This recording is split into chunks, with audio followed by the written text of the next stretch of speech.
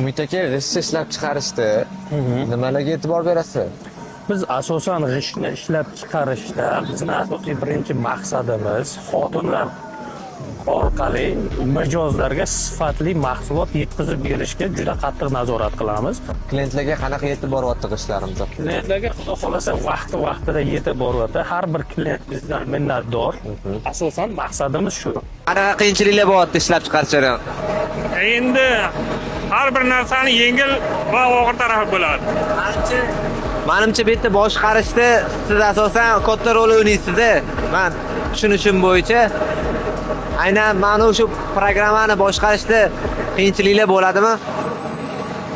Endi hamma narsani o'zini qiyin tarafi, yengil tarafi bo'ladi. Endi hammasi o'zi bo'lib qolavermaydi. Men bu yerga kirishdan qo'rqdim-da boshida. Sabab stanoklar juda ham opasniy. Shu opasniy joyda baribir sizga ham ishlash qiyinchilik, qo'rquv tug'diradimi? Bizlarga endi o'rganib qolganmiz bunga.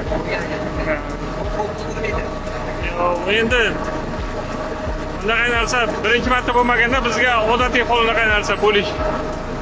Ancha yildan beri ishlayman. Bu yerda haqiqatan ham xalq hammasi rozi, ishlari sifatli, chiroyli.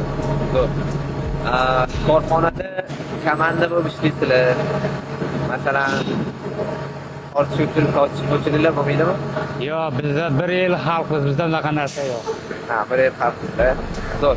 Ana ko'rdinglar hozir Shuhrati Kurkat zavodini noldan, ya'ni ichkaridan tortib mana prorab rahbarlarigacha polniy analiz qilib chiqdik.